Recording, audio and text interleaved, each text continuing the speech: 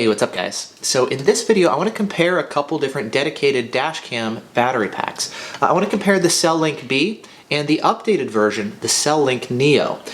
This has a couple of nice updates compared to the Cellink B. And it's funny, when I was first reading about the two and looking over the specs, I was really confused. I wasn't actually sure what the point of this was and how it was really actually a big improvement to justify the higher price point. You know, it was actually really weird, and it wasn't until a couple of you guys were actually asking me, hey, are you going to review the Cellink Neo? And the guys at BlackboxMyCar, they offered to give me the B and the Neo, just kind of temporarily for testing and comparison and review purposes so that I can do this video. And well, since a bunch of you guys were asking, I figured, well, why not, you know? I myself, I've actually been running the Blackvue B-112. It's a smaller battery pack, maybe half the capacity or so, less expensive and whatnot, but I've been running this one for a little bit over a year, and so I've been doing a bunch of different testing and whatnot, and I'd figure I'd go ahead and do a comparison between all of the different battery packs. Now, when I was first actually comparing these two, as I mentioned, I didn't actually really get what the big deal was. I mean, if you take a look at it, the difference is the Cellink B has a plastic case versus the Neo. It's metal. It's covered in aluminum. The capacity is the same for both battery packs. They're both 6,000 milliamp hours, and they're both lithium iron phosphate batteries. I mean, they both support the addition of a second battery, so if you wanted to actually clip on another battery pack right here and double your capacity, you could actually do that with both batteries. You could do that one with this one here as well. You've got the option to, you know, output to another external battery, so both of them support that. But the Neo, well, same capacity and whatnot, aluminum case, it also has Bluetooth built in, so you can pair it with your phone, and it adds a number of different things, so you can see how much charge you've got left, things like that.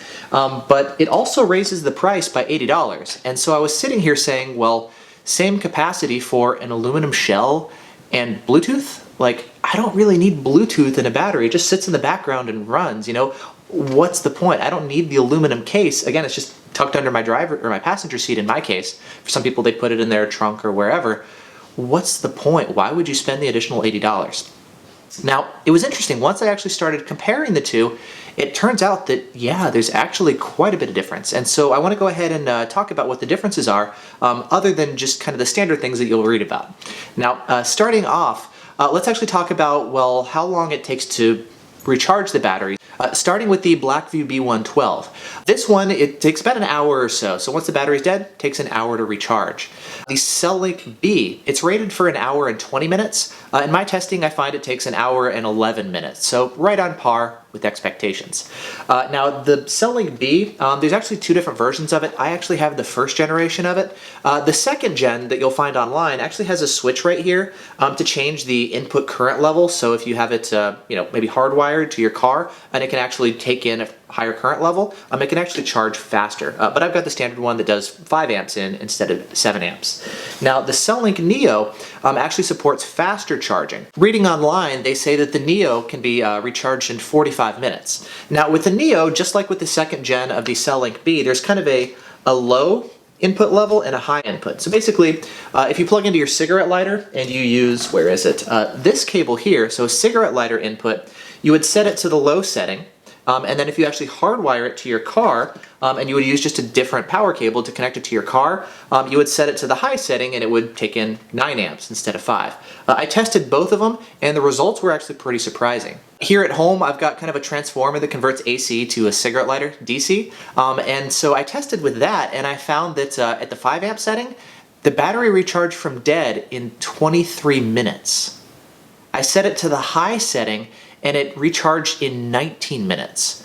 Completely dead to completely full in 19 minutes. That's crazy. That's super, super quick. Now, it was actually throwing on the phone, you know, errors saying like, you know, voltage errors, probably because of the charger that I was using. If I plugged it into my car, those would go away, but I mean, that was amazing. 19 minutes to recharge from dead for somebody who, you know, works at home and doesn't drive long distances that often. To be able to recharge your battery completely in a short period of time is a really nice benefit. I wasn't expecting that at all, and I actually did that test over and over and over, and I found that to be the case consistently. The battery can recharge from dead in about 20 minutes or so. So that's pretty impressive. Next, I want to talk about record time. So once the battery is completely full, how long can it actually record for?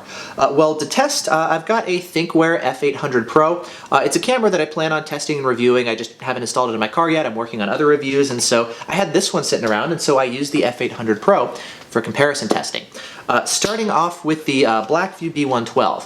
I found in the past that I get about 9 to 12 hours of recording time with this guy when it was new. I tested it now and I got 3 hours and 27 minutes of recording time with the F800 Pro, which was surprising. And so maybe it's just the fact that this guy's a little bit older. You know, it's been over a year now since I've gotten it, but that's surprisingly short amount of time. But just to give us kind of a sense of context how that compares. The Cellink B, this guy is rated for 16 to 20 hours of record time.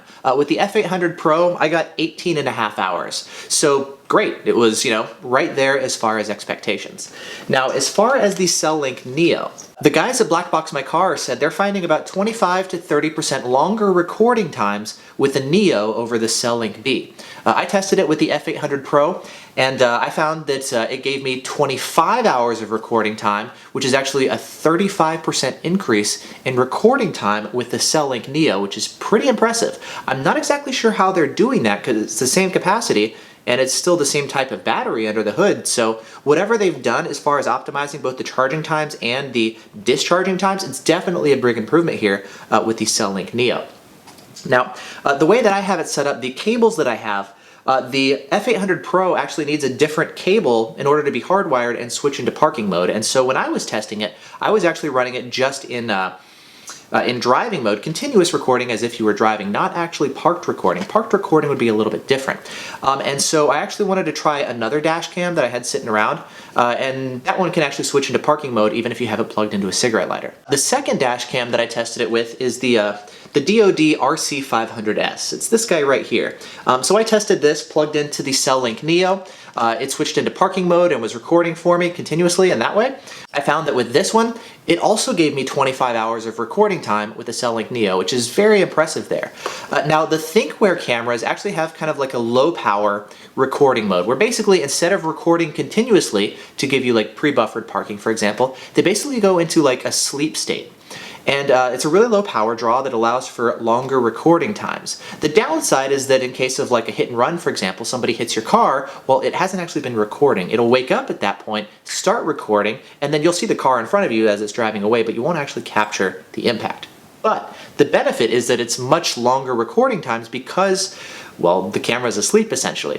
I wasn't able to test that with the F800 Pro because of the issue with not having the right hardwire cable, but from what I've been told, again, the BlackboxMyCar guys, they said that with the F100, the 2-channel version, front and rear, they were actually getting 4 days of recording time and parked recording with the Cellink Neo, which is incredibly impressive.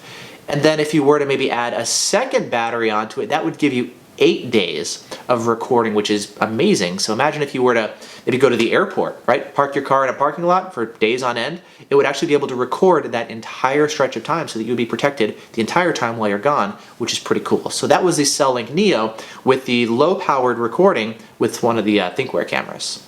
Now, besides just the, you know, charging and discharging times, there's some other differences that I found that I actually, well, I would experience that every single day. One of the most annoying things that I found about the Cellink B is every time it gets power, it beeps. Every time power gets disconnected, it also beeps. What that means is every time you start your car, your dashcam battery is going to beep at you. Every time you turn off your car, your dashcam battery is going to beep at you, and that gets really annoying real quick. There's no way to actually turn off the speaker beep, and so, like, to me, my opinion, my perspective of a dash cam is it should be kind of a silent witness. You sit in the background and you just do your thing and shut up unless I need you, right? In case of an accident, obviously I want you there to be recording, but otherwise don't bother me. If I was parked and there was a hit and run, tell me that. That's important information. But I don't need you beeping every time I start and stop my car. You know, that would get real annoying real quick. With the Cellink B, there's no way to turn that beep off. However, with the Cellink Neo, while it also does the beep thing, if you go into the app, there's actually an option in the app to disable the startup and shutdown beep so that the battery pack is no longer beeping at you, which is awesome. And it's a little thing, but that would make a big difference because, well, I would get really annoyed of the Cellink be beeping at me. You know, maybe if I'd installed it in my trunk or somewhere where I couldn't hear it, that would be one thing, but I keep it under my passenger seat. It's a convenient location. I can install it somewhere else, but I really like with the Cellink Neo, the fact that you can actually turn off that beeping capability. Now, speaking of which, the Cellink Neo, it has Bluetooth. The Bluetooth, when you pair it to your phone, it adds in a couple of cool features and tells you some useful things. It'll tell you like the current capacity of your battery, how full or empty it is. It'll tell you the temperature of your battery pack. It'll also tell you things like the power draw, you know, power going into your battery, as well as how much power is going out to your dash cam. It'll also tell you how long it'll take to completely recharge your battery pack from where it is now, and it'll also give you an estimate as far as how much recording time you have remaining with the current power level if you are in parked recording mode. So a lot of really useful information. With the Cellink B, you don't really have that information. All you really have, if you take a look at the front, there's two LEDs. There is a red LED at the bottom that lets you know when it's got power, and then there's a green LED that lights up that lets you know when the battery pack is full. You have no idea as far as how full the battery is. It completely empty? How long is it going to take to recharge? You don't really have that information. Granted, you don't always really need that, but it's nice to be able to pull that information up. With the B-112, as I mentioned, I run this under my passenger seat, and if I ever want to see you know, how much battery is remaining, I can just pull the seat forward and take a look, and there's 4 little white LEDs here at the bottom, and I can get an idea of, you know, how much battery capacity is there. Is it almost completely dead? Is it full? Is it somewhere in the middle? I can get an idea.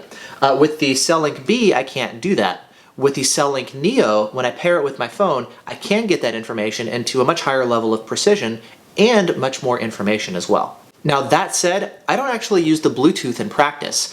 It's got one pretty big annoyance on my iPhone that makes me pretty much avoid using the Bluetooth functionality altogether.